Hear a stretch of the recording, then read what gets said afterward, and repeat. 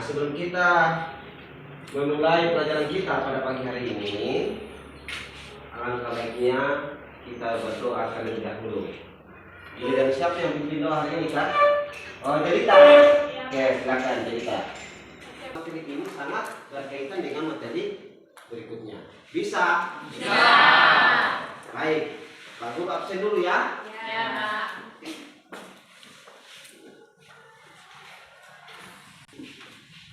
Anton Umar. Hadir, Pak. Anton Rian. Hadir, Pak. Irman. Hadir, Pak. Rasela. Hadir, Pak. Imelda. Hadir, Pak. Irfan. Hadir, Pak. Yang tidak hadir hari ini ada 5 orang. Yang 1 izin, yang 4 sakit.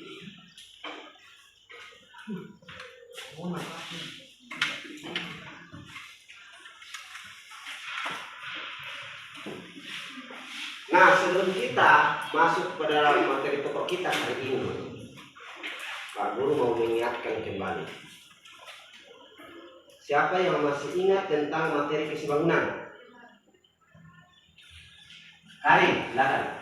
Kesebangunan adalah dua bangun datar yang memiliki besar sudut yang sama dan sisi-sisi bersesuaian sebanding.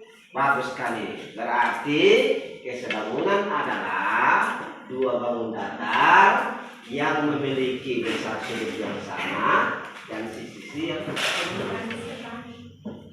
Kalau dari Pitagoras, ada yang masih ingat? Oh, silakan, Kempin. Dari Pitagoras adalah suatu aturan matematika yang dipakai untuk menentukan panjang sisi segitiga siku-siku. Iya, bagus sekali. Berarti masih pada ingat semua ya? Iya. Ya, Pak. Ya, terima kasih kalau masih ingat semua. Oke. Kenapa Pak Guru ingatkan kembali? Karena materi ini sangat berkaitan dengan materi yang kita pelajari hari ini, yaitu trigonometri. Nah, sekarang Pak Guru tanya kembali, apakah trigonometri itu berlaku pada semua jenis segitiga? Tidak. Tidak. Tidak. Kenapa? Karena berlaku pada untuk segitiga. Iya, mantap sekali. Karena hanya berlaku pada segitiga siku. Apa kaitannya dan Pitagoras dengan perbandingan trigonometri? Coba, apa kaitannya? Ya, Karena menggunakan konsep kesebangunan. karena menggunakan konsep kesebangunan. Ya bisa. Apalagi? Iya. Oke. Sekarang kita lanjutkan. Kita masuk pada materi kita hari ini.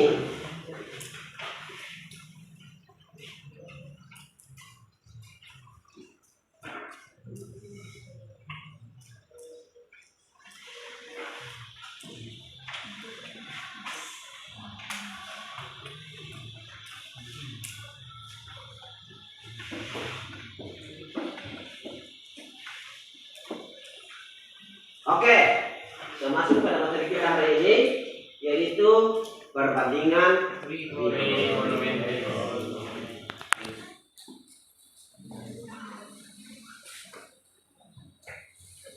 Kemudian berikutnya, apa sih manfaat perbandingan trigonometri? Oke, yang pertama, manfaatnya perbandingan trigonometri dalam kehidupan sehari-hari itu yang pertama itu di bidang apa? Astronomi. Nah, trigonometri itu diterapkan untuk mengukur planet atau benda-benda. Oke, itu gunanya trigonometri. Kemudian yang kedua, di bidang teknik sipil, trigonometri itu diterapkan untuk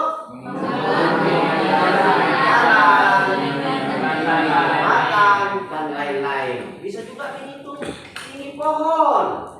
Nah, itu untuk di bidang teknik sipil. Jadi kalau ada yang nanti berminat di dalam teknik sipil, berarti kamu harus selesai ini. Oke, kemudian yang ketiga, di bidang arsitektur. Nah, di bidang arsitektur itu atau biasa disebut di bidang pertukangan. Ya. Toh, kalau ada orang tua kalian yang jago di pertukangan, berarti dia harus kuasai ini trigonometri. Nah, gunanya apa? Diterapkan untuk mengukur kemiringan atap. Nah, lihat bangunan yang ada di luar sana itu. Atapnya bagus-bagus toh? Ya. Nah, itu kan menggunakan perbandingan trigonometri. Ya, kita lanjutkan. Tujuan pembelajaran. Nah, ini yang harus kita kuasai, yang kalian harus dapatkan ini. Yang pertama, apa sih tujuannya? Setelah melaksanakan proses pembelajaran peserta didik, diharapkan mampu menamai sisi segitiga siklus itu dengan sesuai sudut istimewanya. Nah, nanti Pak Guru sampaikan mana namanya sudut istimewa. Berarti hanya kita memberikan nama. Namanya nanti Pak Guru jelaskan. Kemudian yang kedua, setelah melaksanakan proses pembelajaran dengan menggali informasi melalui diskusi, peserta didik diharapkan mampu menemukan perbandingan trigonometri tangent dengan tepat. Nah, itu dua yang harus kalian capai hari ini, yaitu menamai segitiga siku-siku dan menemukan konsep perbandingan trigonometri yaitu tangent. Nah, untuk menemukan nanti ini, nanti Pak Guru bagikan LKPD. Di dalam LKPD itu nanti kamu akan menemukannya. Oh, seperti ini. Model dan penilaian pembelajaran. Berarti ada model yang kita pakai hari ini adalah model pembelajaran berbasis masalah atau bahasa Inggrisnya problem basic learning atau biasa disingkat PBL. Kemudian penilaian pembelajaran. Nah, ini pada saat nanti diskusi itu ada penilaian sikap, ada penilaian pengetahuan, dan ada penilaian keterampilan. Penilaian sikapnya itu nanti saya lihat apakah kalian aktif di dalam diskusi, apakah kalian menghargai teman pada saat menyampaikan hasil diskusinya. Seperti itu nanti penilaian sikap. Kalau soal pengetahuannya, nanti saya bagikan definisi trigonometri. Definisi trigonometri adalah suatu cara matematika yang berhadapan dengan sudut dan fungsi trigonometri. Oke, ini kalau kita gambar segitiga, ini, nah ini yang dikatakan sudutnya. Ini itu yang berhadapan sudut ini, maksudnya sudut ini bisa dikasih nama sudut alfa, di sini kita kasih nama sudut beta. Nah, mana itu namanya fungsi trigonometrinya? Fungsinya ya yang kita pelajari hari ini adalah perbandingan trigonometri tangent. Itu yang kita bahas dulu. Tangentnya itu yang disebut fungsi trigonometri. Nah, ini penamaan sisi segitiga siku-siku. Tiga nama untuk setiap sisi segitiga. Nah, yang ditunjuk tanda panah itu apa? Itu namanya sisi depan. Sisi depan sudut. Kalau kita ini kuncinya ada di sini. Kalau ini sudutnya ini, berarti ini depannya. Paham? Oke. Berikutnya sisi samping. Nah, mana namanya sisi sampingnya? Ini sampingnya ini ke sana ini. Kemudian berikutnya sisi miring. Mana namanya sisi miring? Nah, ini yang miring ini kayak tanjakan itu. Iya. Bisa? Salah. Jadi yang susah kok. Oke, lanjut. Nah, apa nama tempat untuk sisi segitiga itu? Apa nama tempatnya ini? Nama tempatnya adalah Y-nya itu apa? Iya. X-nya itu apa? Iya. R-nya itu apa? Namanya seperti itu. Oke. Kemudian yang kedua, yaitu perbandingan trigonometri tangen. Nah ini tangen. Nah ini ada untuk mendapatkan nanti ini mana namanya perbandingan trigonometri tangen. Ini ada tiga orang. Ada anak kecil, ada remaja. Jangan tinggi banget ya. Kenapa sih lagi negara? Aku penasaran. Kira-kira berapa ya tingginya? Aduh, belum naik ngertinya tuh. Cara ngukur tiangnya gimana ya? Kamu kan kecil, kamu naik aja ke atas, terus kamu turun deh. Kamu hitung tingginya. Udah amat. Kan kita bawa meteran. Oh iya, kita bawa meteran. Nah, pas tuh bawa meteran, kamu ambil meterannya, jadi kamu naik ke atas, habis itu lu bawa tarik meterannya. Nanti sebelum aku naik, gimana kalau kamu naik duluan? Ya, coba tanya Sekti, kayaknya tahu. Kamu tinggi kamu berapa? Tinggi aku 196. Kita pakai teori bangunan aja. Gimana tuh? Kan aku bawa meteran, kita ukur aja pakai ininya.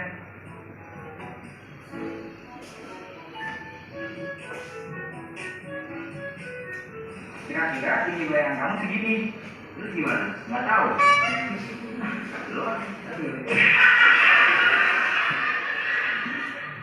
Halo sahabat edukasi, kalian pernah penasaran ya dengan tinggi tiang bendera yang ada di sekolah kalian? Kalau saya dulu sih pernah, bukan masalah tentang tinggi badan yang tadi seperti video yang tadi ya.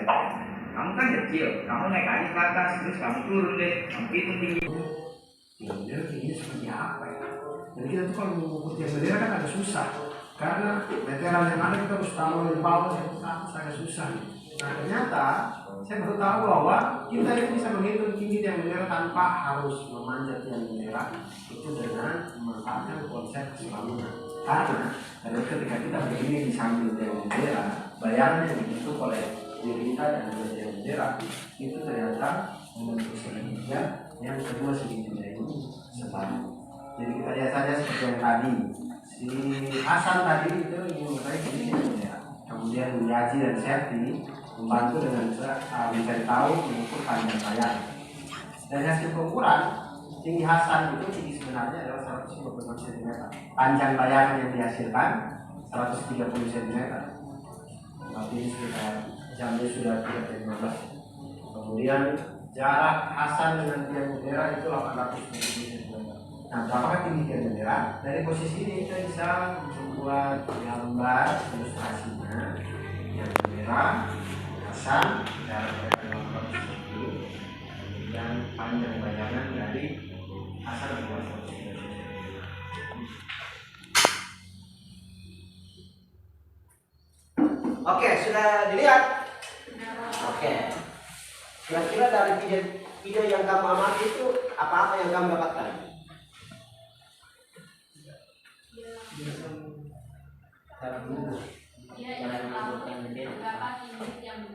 Iya, dia ada yang apa?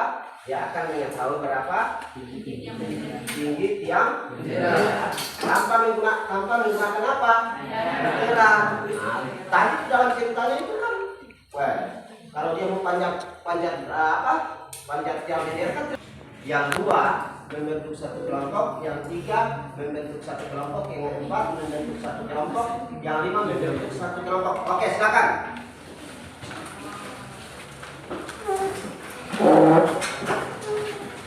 Cari temannya yang satu kelompok tadi, yang satu semua berkumpul satu kelompok, yang dua berkumpul semua satu kelompok.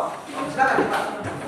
Di sini kelompok satu, di sini kelompok dua, di sini kelompok tiga, empat, lima.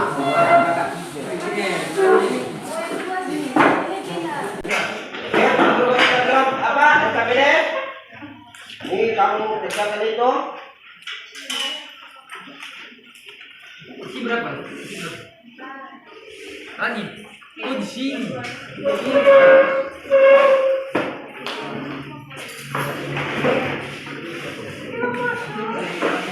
Semua toh? Sudah. Di dalam LKPD itu sudah ada petunjuk yang kamu harus lakukan.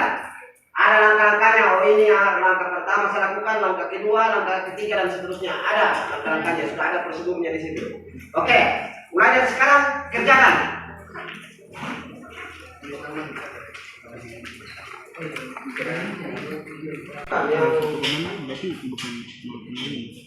anggota kelompoknya itu lebih kemasukan kalau ini.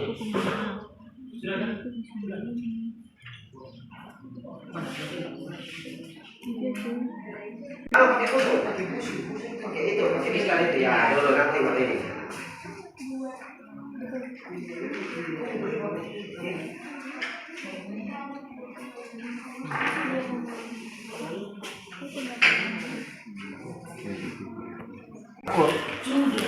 Jadi ukur kan? Itu sudah ada petunjuk, ini sudah ada petunjuk di semua jalan ini. Sudah ada langkah yang kamu harus lakukan. Hah? Ada diukur baik-baik kan? Coba.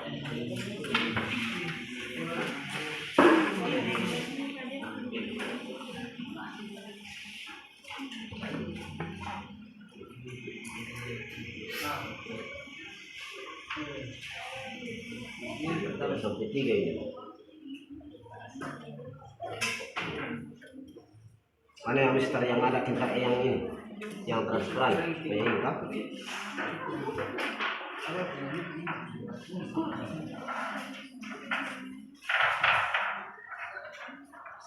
Tidak, sampai 3 ke tidak.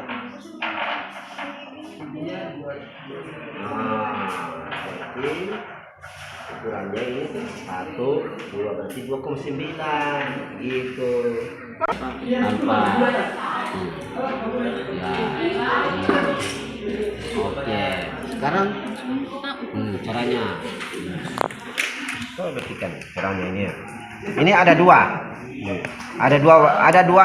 angka toh ya. Ada 2 angka 0, ada yang di luar dan ada yang di dalam. Ini yang merah yang di dalam toh ya. Yang di luar yang hitam toh ya. Nah, kalau kita gunakan angka yang 0 yang di dalam berarti gunakan angka yang di dalam. Kalau kita gunakan angka yang 0 yang di luar berarti gunakan angka yang ada di luar. Sekarang kita mulai. Kita gunakan angka yang di dalam karena kita patokannya sudut di sini, toh? Ya. Oke, berarti kita ukur pas 0. Mana 0? Yang penting tegak lurus. Sudah? Nah, mana? Pas di mana? Yang angka yang mana yang pas dengan titik yang garis itu? Iya, itu 30 derajat. Iya, berarti sudutnya di sini 30 derajat. Coba bikin seperti itu. Iya. Ya. Ya, dewasa. Coba kecil. Yang pas itu ya, pas di tengah-tengah itu. Ya. Dia berada di berapa? Iya. Terus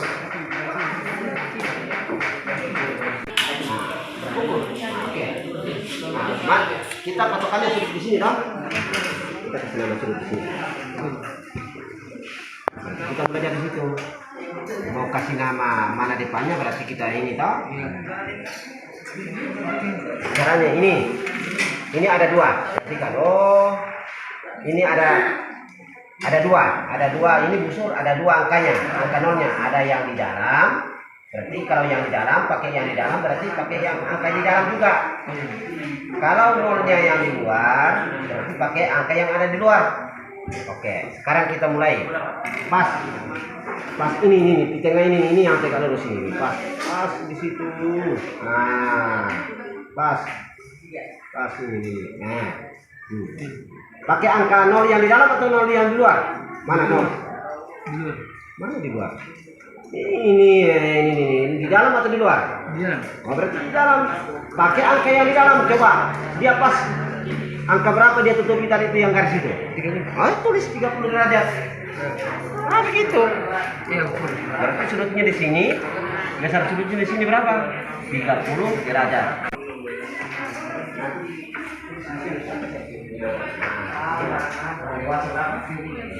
Coba perhatiin.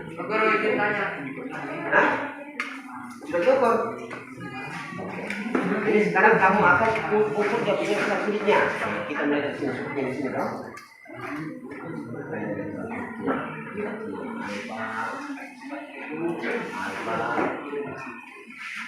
Oke, mana busur? Busur itu perhatikan. Busur ini ada 2. Ada yang ada 2 mana?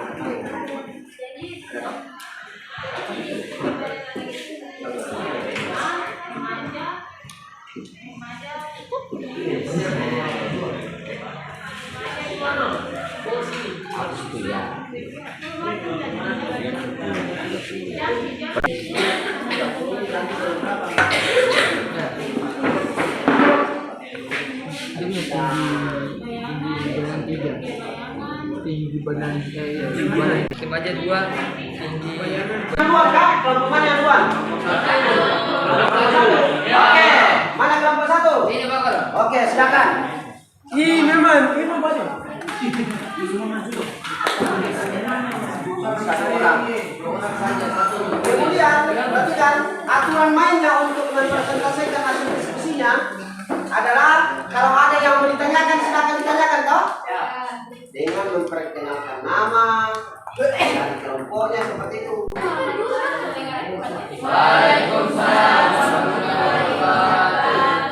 Saya dari kelompok 1 akan mempresentasikan hasil diskusi kami, yaitu rangka-rangka kegiatan yang pertama mengukur tinggi badan anak kecil, yaitu 1,5 cm, remaja 2 cm, orang dewasa 2,5 cm.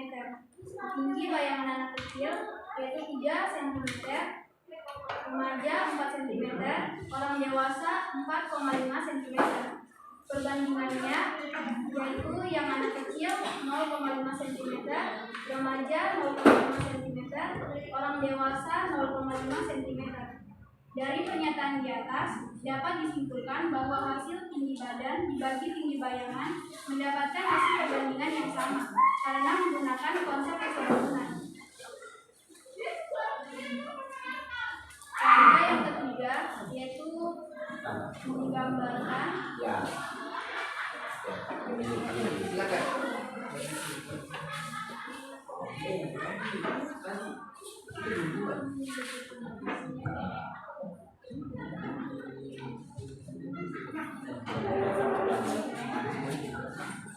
Kemudian gambar lagi anak itu yang apa ya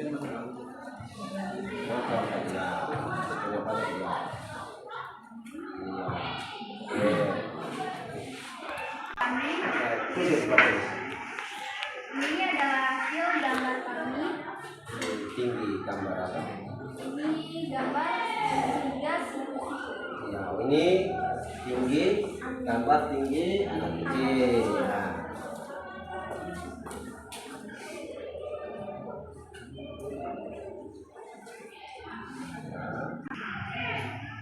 Langkah yang keempat yaitu besaran sudut anak kecil 30 derajat, remaja 30 derajat, orang dewasa 30 derajat. Langkah yang kelima yaitu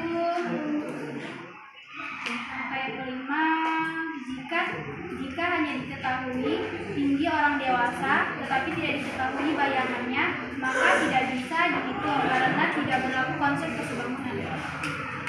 Sekian presentasi dari kami. Apakah ada yang kurang jelas? Silakan ditanyakan. Kalau ada yang mau ditanyakan? Hah? Sudah jelas? Jelas? Oke, berikan aplaus untuk kelompok 1. Sudutnya juga sama. Jadi sekarang dari hasil kalian, dari hasil diskusi kalian di dalam LKPD itu, kira-kira kalian menyimpulkan apa? Silakan.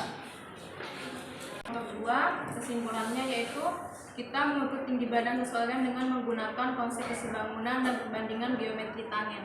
Oke, berarti bukan geometri tangen, trigonometri tangen. Berarti untuk mengukur, perhatikan baik-baik, untuk mengukur tinggi bayangan atau tinggi orang itu menggunakan dua. Ada yang menggunakan konsep kesebangunan dan ada yang menggunakan perbandingan trigonometri tangen, yaitu ini trigonometri tangen, yaitu tadi kan yang digambar itu apa? Ada orang dewasa dan ada bayangan, toh?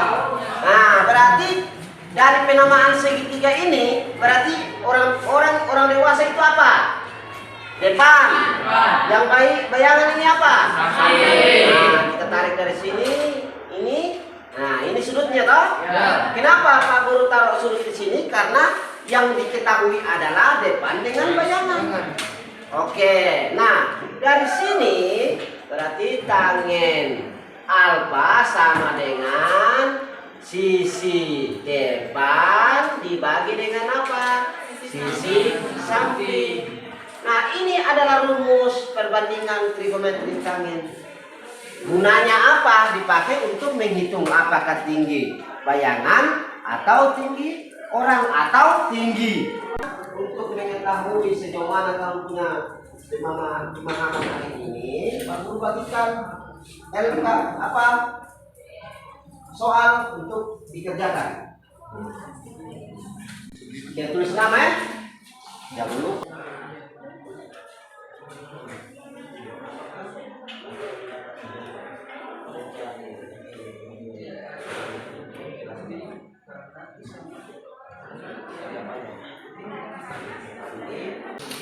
Perbandingan trigonometri itu kira-kira apa yang kita simpulkan? Berbicara tentang apa? Yaitu perbandingan trigonometri itu ada dua yang dibicarakan adalah penamaan segitiga siku-siku dengan perbandingan trigonometri tangen. Penamaan segitiga siku-siku itu apa? Kuncinya di mana? Di sudut. Sedangkan perbandingan trigonometri tangen rumusnya bagaimana? Sisi depan. Sisi depan dibagi dengan sisi samping. Sisi depan dibagi dengan sisi samping. Oke. Baik, untuk materi pertemuan berikutnya nanti kita belajar tentang penggunaan perbandingan trigonometri tangen. Jadi saya mohon supaya kalau pulang di rumah dipelajari baik-baik, nanti tinggal kita masuk untuk jelaskan ya. Nah,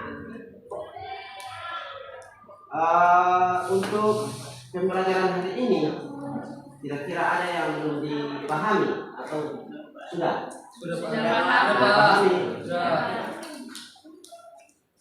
Nah, sebelum kita pulang. Ya, baik teman-teman, itu sudah selesai dengan pembelajaran kita. Sebelum kita pulang, mari kita bersatu dalam berdoa. Terima kasih Tuhan, karena Engkau sudah berikan kami dari awal pembelajaran yang ini. Sekarang kami mau pulang, kiranya Tuhan Engkau tuntun serta kita mengatakan syukur hanya di dalam nama Bapa, Anak dan Roh Kudus. Amin. Tolong mejanya dikembalikan seperti semula ya. Oke. Selamat siang semua. Siap.